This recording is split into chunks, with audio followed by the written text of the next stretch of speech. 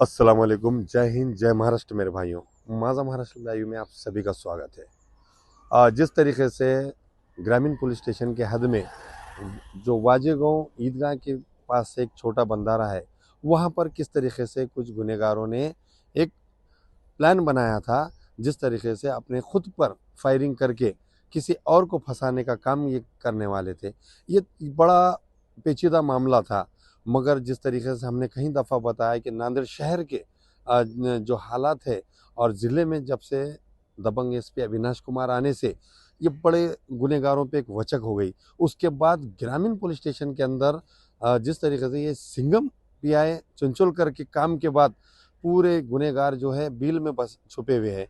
उस तरीके की हालात रहने के बावजूद ये एक गुनहगार शेख अरबाज ने जो फिरियादी था वही आरोपी बना। उसने एक प्लान बनाया कि कुछ लोगों को इसके अंदर फंसाकर उनके नाम लेकर एक पुलिस की दिशा भूल करके एक बंदूक लिया और अपने हाथ से एक हाथ पर गोली मारे गई, वहाँ पर चाकू बताया गया। इस तरीके की दिशा भूल करा, मगर पुलिस ने ये एक 24 घंटे के अंदर इसका छड़ा लगाया, इसकी चौकसी की और ओमकांत चिंचोलकर ने जो ग्रामीण के सिंघम किया है, इन्होंने अपनी दिमाग की चक्री घुमाकर ये इसका पर्दाफाश किया और जो फिरियादी है वही आरोपी निकला, जिस पर 307 जैसा गुना दाखिल हुआ, जो बीएनएस 109 धारा 103 और बंदूक पिस्तौल की जो है 325 और चाकू है जैसा 425, ऐसे कई धाराओं के साथ गुना दाखिल हुआ। और क्या ये विषय है और उनका क्या कहना है, ये आप सुनिए। काल पोलीस स्टेशन नांदेड ग्रामीण येथे एक गोळीबाराची घटना घडली होती। त्याच्यामध्ये अरबाज याच्या उजव्या दंडाला गोळी लागली होती आणि त्यांनी पोलिसांना माहिती दिली की त्याच्यावर फायरिंग करण्यात आली आणि त्यांनी आवेज आणि त्याच्यासोबत अजून असे 7-8 लोकांचे नावं घेतलेले होते की यांनी रात्री 2 वाजता ईदगाहचा जो जुना पूल आहे त्या पुलावर फायरिंग केली आणि मला मारण्याचा प्रयत्न केला अशी तक्रार दिली। पण तक्रारीमध्ये पोलिसांना संशय आला।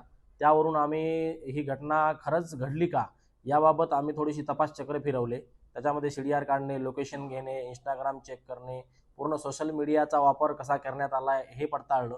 याच्याशी रिलेटेड असलेले साक्षीदार जे जे आहेत त्यांना आम्ही तपासले आणि याच्यामधून एक समोर आलं की ही जी घटना आहे हा गोळीबाराचा फक्त फिर्यादीने केलेला बनाव आहे। त्याच्यामध्ये फिर्यादीने जी फिर्याद दिली होती त्याच्यावरून जो गुन्हा दाखल झाला होता तर याच्यामध्ये फिर्यादी स्वतःच आरोपी बनलेला आहे। एकंदरीत तपासावरून असं निष्पन्न झालं त्याच्यामध्ये की फिर्यादीने स्वतःच आपल्याला गोळी मारून घेतली आणि काही जणांना खुन्नसीपोटी आरोपी बनवायचं, त्यांना फसवायचं या इराद्याने हा पोलिटिशियनला तक्रार दिली होती। कारण हा जो फिर्यादी आहे अरबाज याच्यावर पोलीस स्टेशन नांदेड ग्रामीण येथे 5 गुन्हे दाखल आहेत। यापूर्वी पण त्याच्याकडे पिस्टल सापडल्याची डिसेंबरमध्येच गुन्हा दाखल झालेला आहे। तो नेमकाच जेलमधून बेलवर सुटलेला होता। तर तो एक प्रकारचा सराईत आरोपी आहे। त्याच्यावर अनेक गुन्हे दाखल आहेत आणि त्याने कट करून आणि हे कारस्थान करून फसवण्याच्या दृष्टिकोनातून पोलिसांनी इतरांना त्रास द्यावा किंवा पोलिसांचा मिसयूज करावा आणि पोलिसांची दिशाभूल करावी या उद्देशाने त्याने हे कट केलेला होता। या गुन्ह्यामध्ये कालच या गुन्ह्याचा छडा लावून त्याला अटक करण्यात आलेली आहे। आज माननीय न्यायालयामध्ये पीसीआर कामी त्याला आमचे पोलीस अधिकारी घेऊन गेलेले आहेत। यामध्ये डीबी टीमनं अतिशय उत्कृष्टपणे तपास केलेला आहे आणि याच्यामध्ये अशा पद्धतीने जर कोणीही चुकीच्या पद्धतीने तक्रार करत असेल तर असं कुणालाही सोडलं जाणार नाही। कुणाही व्यक्तीला, नागरिकांना अशा पद्धतीने कोणतीही माहिती असेल तर आपण ती माहिती पोलिसांपर्यंत द्यावी।